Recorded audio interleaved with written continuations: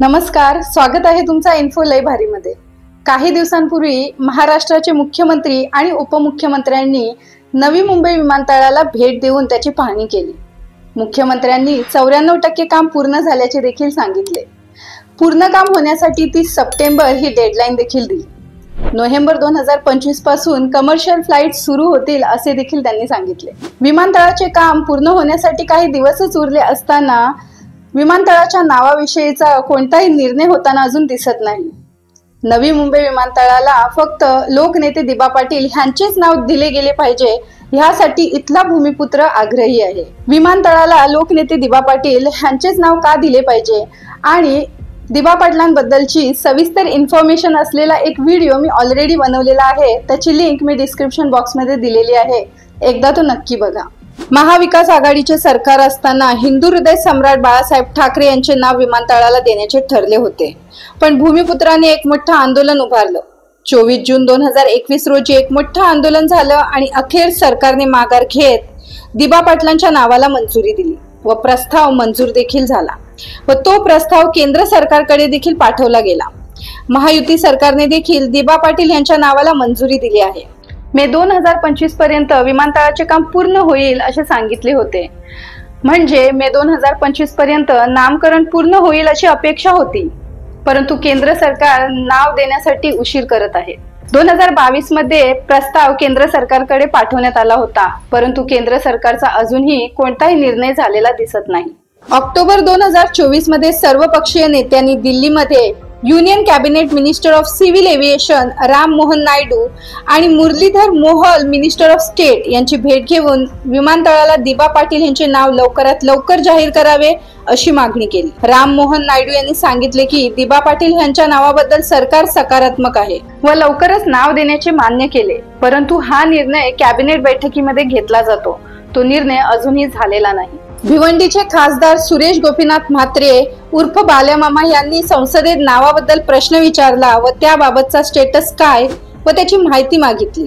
त्यांचा प्रश्न होता, whether it is true that the demand has been made to name the international airport in the Navi Mumbai, Maharashtra after Diba Patil, and if so, the detail thereof. Whether any decision has been taken regarding naming the said airport after Diba Patil, and if so, the detail thereof. महाराष्ट्रातील नवी मुंबई विमानतळाला लोकनेते दिबा पाटील यांच्या नावाची मागणी करण्यात आली आहे का आणि असल्यास त्याची माहिती। सदर विमानतळाला दिबा पाटलांचे नाव देण्याबाबत काही निर्णय झाले आहे का, असल्यास त्याची माहिती। यावर केंद्र सरकारने उत्तर दिले, The Ministry of Civil Aviation has received proposal from the Government of Maharashtra along with the resolution passed by the Maharashtra legislature to name the upcoming greenfield airport in Navi Mumbai, Maharashtra as a Loknete Diba Patil Navi Mumbai Airport.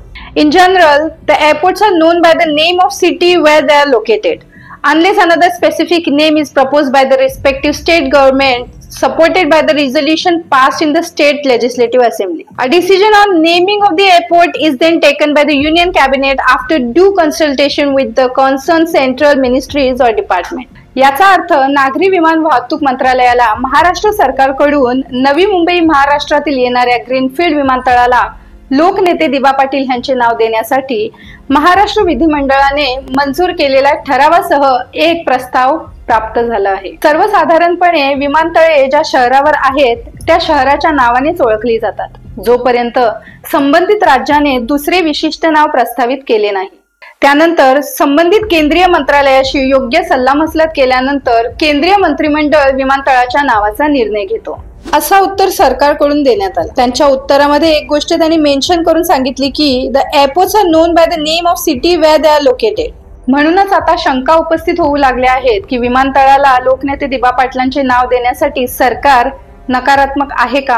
काही दिवसांपूर्वी पनवेलमध्ये नवी मुंबई आंतरराष्ट्रीय विमानतळ असे board लागले होते, म्हणजे उत्तरामध्ये दिल्याप्रमाणे शहराचे नाव विमानतळाला देण्याचे सरकारच्या मनात आहे का, आणि तसे नसेल तर बोर्ड लावण्याची एवढी घाई का आणि मंजुरीसाठी एवढा विलंब का। मंजुरीसाठी लागणारा विलंब शंका निर्माण करत आहे. ऑक्टोबर 2025 मध्ये विमानतळ सेवा सुरू होत आहे. शक्यता अशीही आहे की विमानतळ हा नवी मुंबईच्या नावाने सुरू होईल आणि सरकार जनतेला सांगेल की दिबा पाटलांच्या नावाला मंजुरी लवकरच देण्यात येईल, जसे ते आतापर्यंत सांगत आले. किंवा सरकार नावाचा प्रस्ताव प्रलंबित ठेवून वेळ काढून घेऊ शकतो, परंतु पहिली उड्डाण होण्या अगोदरच नामकरण पूर्ण झालं पाहिजे आणि विमानतळाला दिबा पाटलांचंच नाव दिलं गेलं पाहिजे. तसं जर झालं नाही तर नंतर सरकार भूमिपुत्राच्या तोंडाला पाणी पुसणार हे नक्कीच. सरकारला नाव देण्यास काही अडचण येत आहे का, त्याबद्दल देखील कोणताही स्पष्टीकरण दिलेला नाहीये. म्हणजे सरकारचा होणारा विलंब हा अस्पष्टच आहे. सगळीकडे नवी मुंबई आंतरराष्ट्रीय विमानतळ हेच नाव वापरले जात आहे. सरकारच्या कुठल्याच व्यवहारामध्ये दिबा पाटील हे नाव नाही. सिडकोची वेबसाईट चेक केली, तिथे Navi Mumbai international एअरपोर्टची official website मध्ये देखील नवी मुंबई इंटरनॅशनल एअरपोर्ट, पण सोबत अदानी हे नाव देखील आहे. नवी मुंबई विमानतळ प्रकल्प नवी मुंबई आंतरराष्ट्रीय विमानतळ लिमिटेड द्वारे विकसित केला जात आहे, ज्यामध्ये मुंबई इंटरनॅशनल एअरपोर्ट लिमिटेड म्हणजेच MIAL चा 74% हिस्सा आहे. MIAL ही एक स्वतः अदानी एअरपोर्ट्स होल्डिंग्ज लिमिटेड म्हणजेच AAHL ची उपकंपनी आहे, ज्याचा MIAL मध्ये 73% हिस्सा आहे. म्हणून अदानी हा नाव इथे दिसत आहे, पण कुठेही सरकार दिबा पाटील यांचं नाव घेत नाही. काही दिवसांपूर्वी एअरपोर्टचा एक लोगो देखील प्रसिद्ध झाला होता, पण एवढी घाई कशासाठी? तीच घाई विमानतळाला दिबा पाटलांचे नाव देण्यासाठी दाखवली असती तर खूप बरे झाले असते. सध्या राज्यात आणि केंद्रात दोन्हीकडे बीजेपीची सत्ता आहे. मुख्यमंत्र्यांनी विमानतळाची पाहणी केली, त्यावेळेला पत्रकार परिषद घेतली. नावाबद्दल प्रयत्न चालू असल्याचे त्यांनी थोडक्यात सांगितले, पण पत्रकार परिषदेमध्ये कुठेही दिबा पाटलांच्या नावाचा उल्लेख देखील झाला नाही. नावाचा जो विषय आहे, ऑलरेडी राज्य सरकारने त्याचा ठराव केंद्र सरकारकडे पाठवलेला आहे. आम्ही त्याचा पाठपुरावा करतो आहे. शिंदे साहेब आणि मी पुन्हा एकदा प्रधानमंत्री मोदयांशी त्याबद्दल चर्चा करू. पनवेलचे भाजप आमदार प्रशांत ठाकूर यांनी पत्रकारांना सांगितले की विमानतळाला लोकनेते दिबा पाटील यांचेच नाव लागणार आणि तसं नाही झालं तर ते स्वतः आंदोलन करणार असल्याचे सांगितले.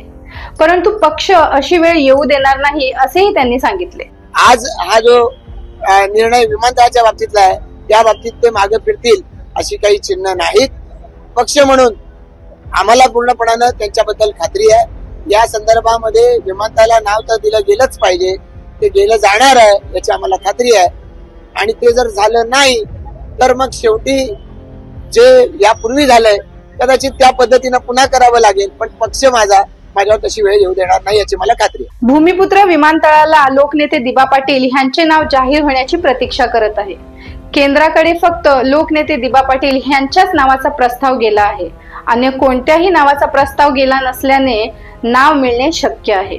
पण होणारा विलंब कुठेतरी प्रश्नचिन्ह निर्माण करत आहे आणि जर तसे नाही झाले तर पुन्हा एक मोठं आंदोलन उभं राहील आणि सरकारने इथला भूमिपुत्र काय आहे त्याची मर्यादा बघू नये. भूमिपुत्रांसाठी दिबा पाटील हे दैवत आहेत आणि आपल्या देवाचे नाव विमानतळाला दिल्याशिवाय भूमिपुत्र शांत बसणार नाही.